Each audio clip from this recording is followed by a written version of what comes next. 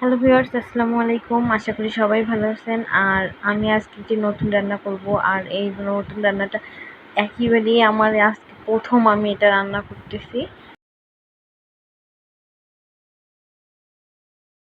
উত্তরবঙ্গের এটা হচ্ছে অনেক পছন্দের খাবার, আর রংপুর অঞ্চলের তো খুবই পছন্দের খাবার। এটাকে বলা হয় শোলগা। তো এটা আমরা শাক দিয়ে তৈরি করে থাকি।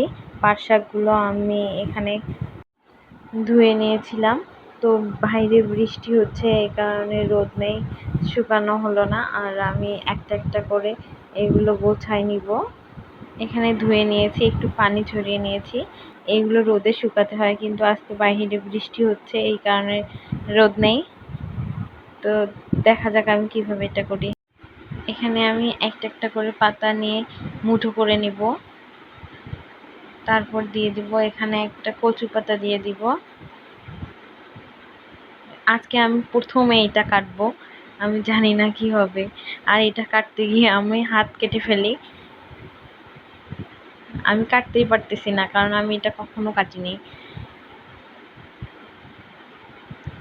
দেখতেই পাচ্ছেন আমি কিরকম মোটা মোটা করছি।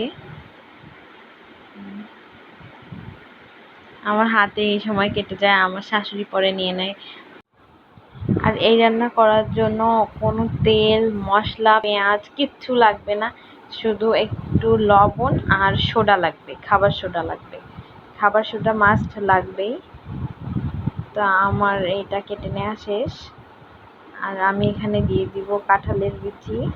বিচিগুলো কেটে নেওয়া হয়ে গেছে।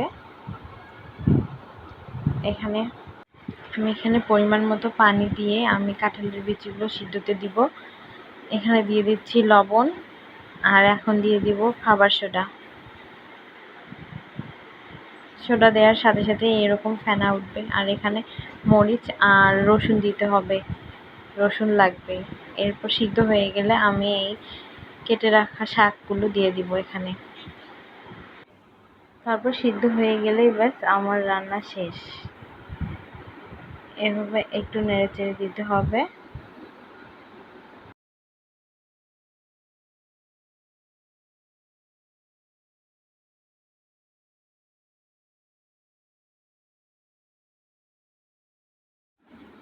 ভালোভাবে নেড়ে দিতে হবে। ব্যাস সিদ্ধ হয়ে গেলেই রান্না শেষ।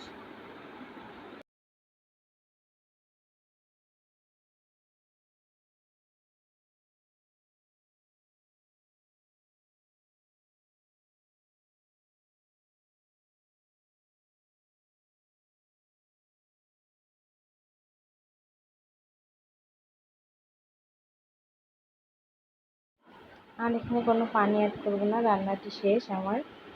আমার ভিডিওটি ভালো লাগলে অবশ্যই লাইক, কমেন্ট করবেন এবং সাবস্ক্রাইব করে রাখবেন। সবাই ভালো থাকবেন। আল্লাহ হাফেজ।